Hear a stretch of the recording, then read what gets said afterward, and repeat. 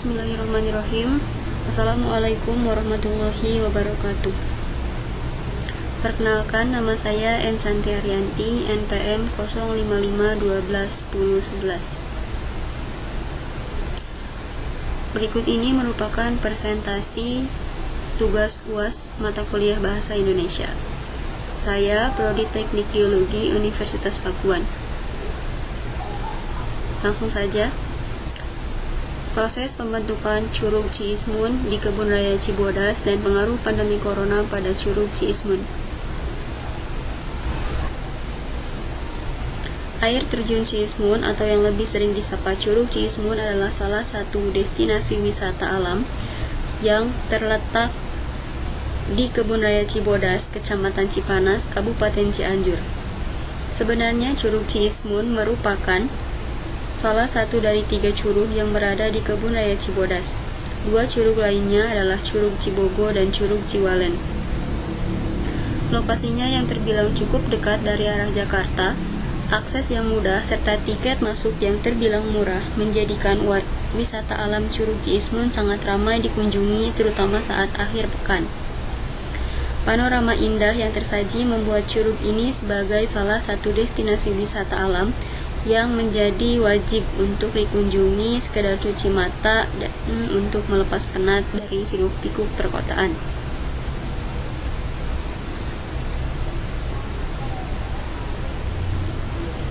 Harga tiket masuk sebesar Rp16.500 dengan biaya tambahan untuk parkir sebesar Rp5.000 untuk sepeda motor dan Rp15.000 untuk mobil.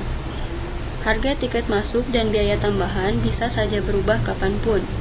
Namun, untuk jam operasional, wisata alam ini yaitu buka setiap hari mulai dari pukul 8.00 sampai pukul 17.00. Nah, ini merupakan kenampakan dari Curug Ciismun itu sendiri.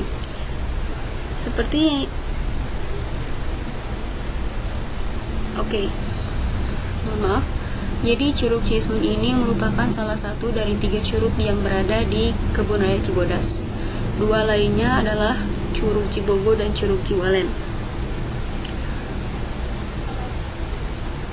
Curug Ciismun termasuk ke dalam jenis curug atau jenis air terjun Cascade Waterfall, di mana rangkaian air terjun yang menuruni serangkaian tangga batu dan bertemu di satu kolam terjun. Curug Ciismun ini memiliki ketinggian sekitar 25 meter dengan kaki air terjunnya selebar 5 meter. Air curug ini terjun dari sudut pertemuan Bukit Agropolitan dengan Bukit Cibodas dan berada di ketinggian 1275 mdpl atau 1275 meter di atas permukaan laut.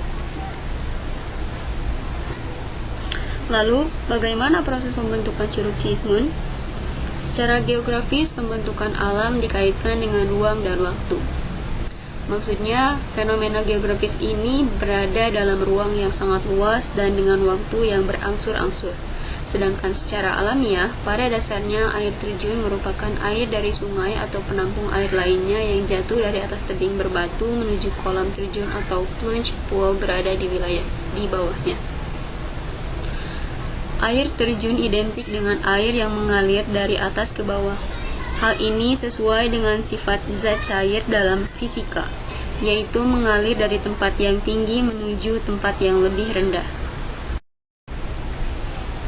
Sungai mengalir dengan derasnya di pegunungan.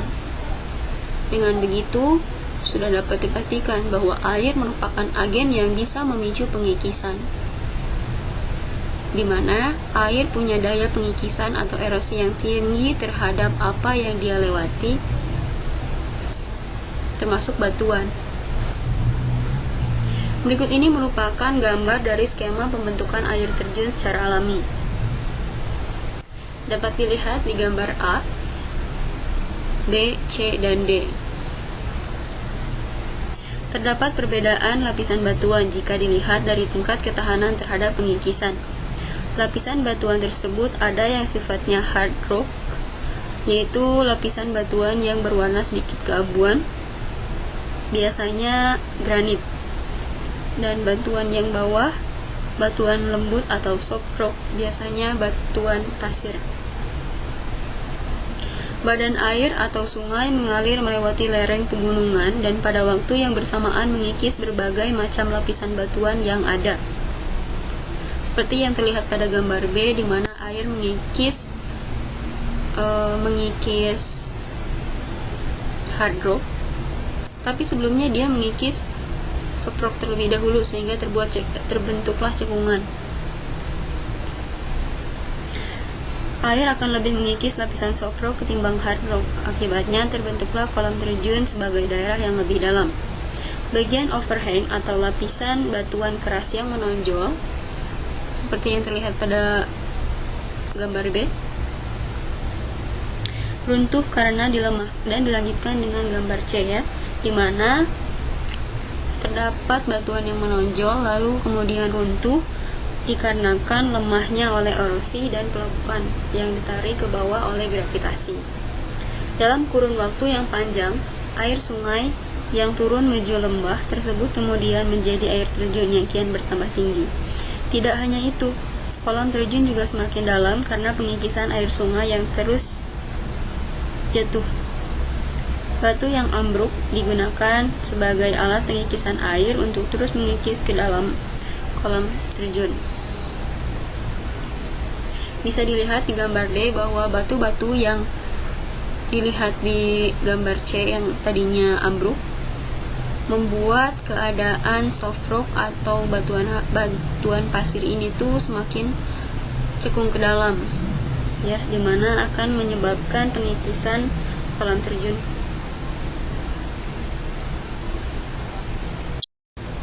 Lalu dilanjutkan dengan pembentukan air terjun yang dipengaruhi penyempitan saluran. Sebelumnya, penyempitan saluran itu seperti apa?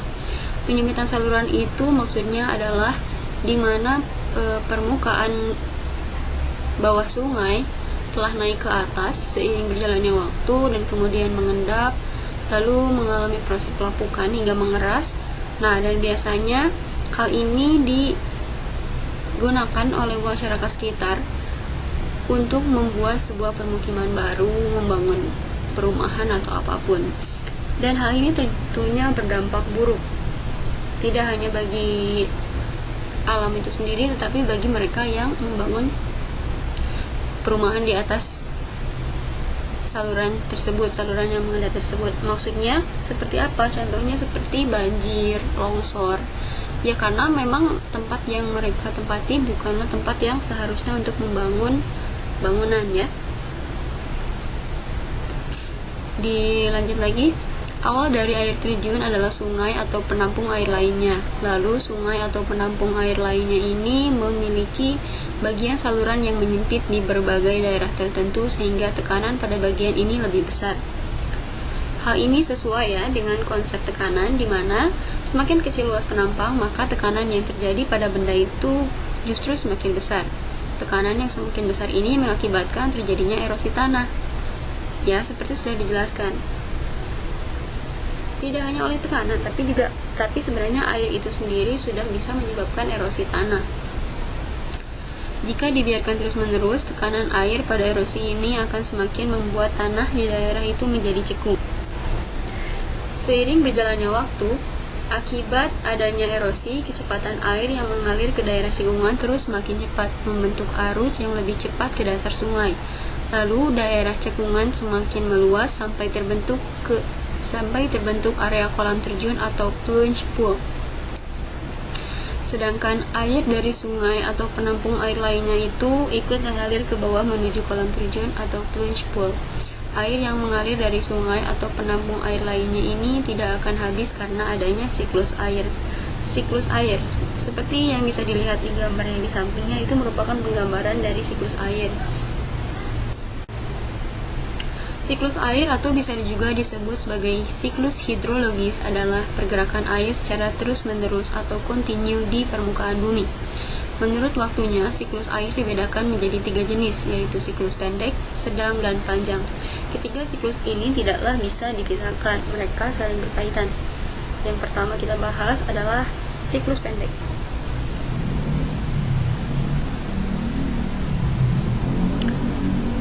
Siklus pendek bisa diperhatikan di gambarnya.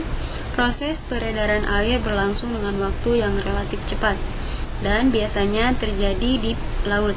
Panasnya sinar matahari menyebabkan air laut mengalami penguapan atau evaporasi. Uap air tersebut kemudian menjadi padatan atau kondensasi pada ketinggian tertentu dan membentuk awan. Seiring berjalannya waktu, awan semakin membesar dan turunlah sebagai hujan atau presipitasi di atas laut. Air yang turun tersebut nantinya akan mengalami evaporasi kembali dan siklus kembali terulang.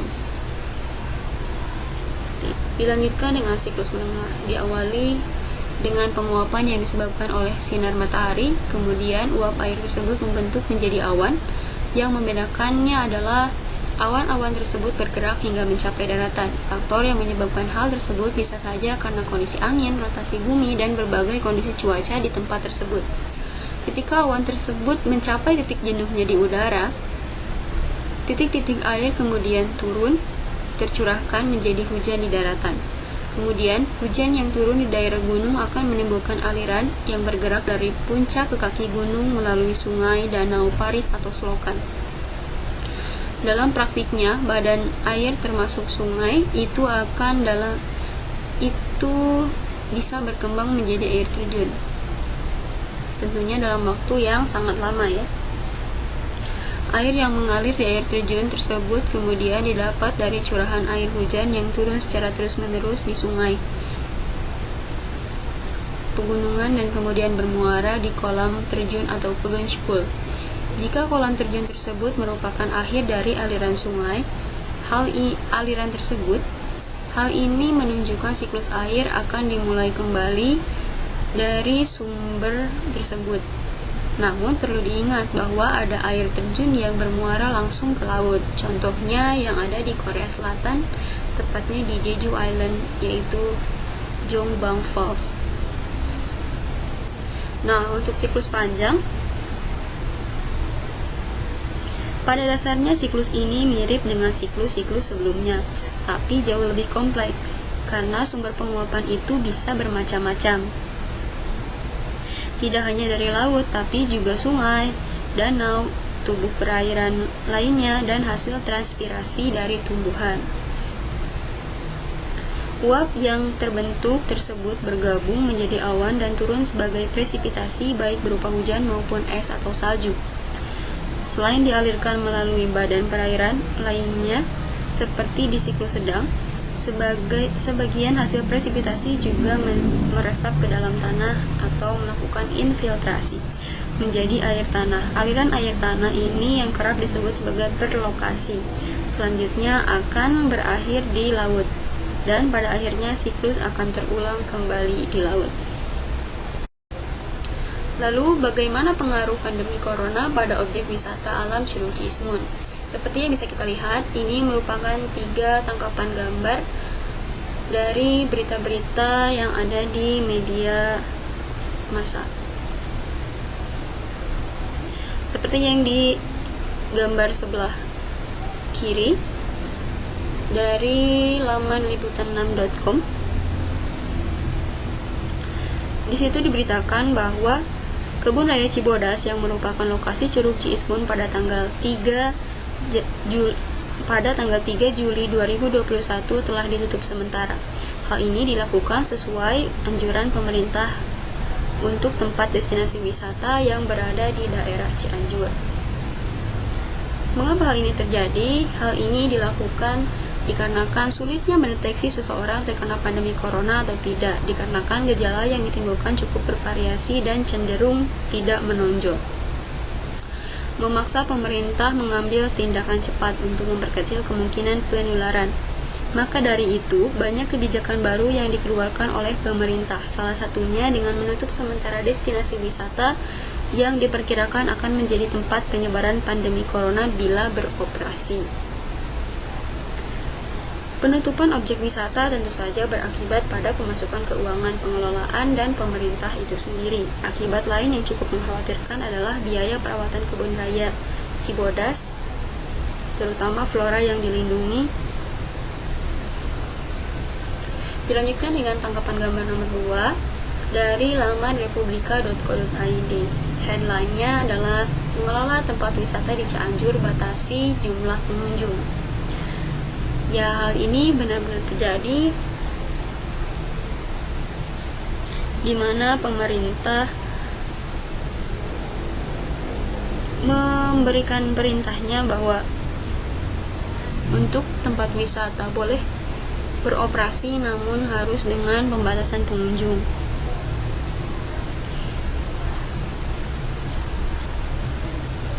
Kami tetap mematuhi aturan pemerintah terkait jumlah pengunjung yang dapat masuk ke Kebun Raya Cibodas harus sudah divaksin, menerapkan prokes kesehatan ketat, dan tidak menimbulkan kerumunan.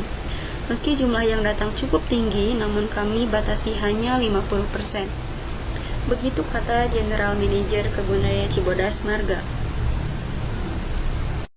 Sekian yang dapat saya sampaikan. Terima kasih untuk semua perhatiannya. Mohon maaf untuk semua kesalahan saya pada presentasi kali ini. Kurangnya mohon dimaafkan. Wassalamualaikum warahmatullahi wabarakatuh. Terima kasih.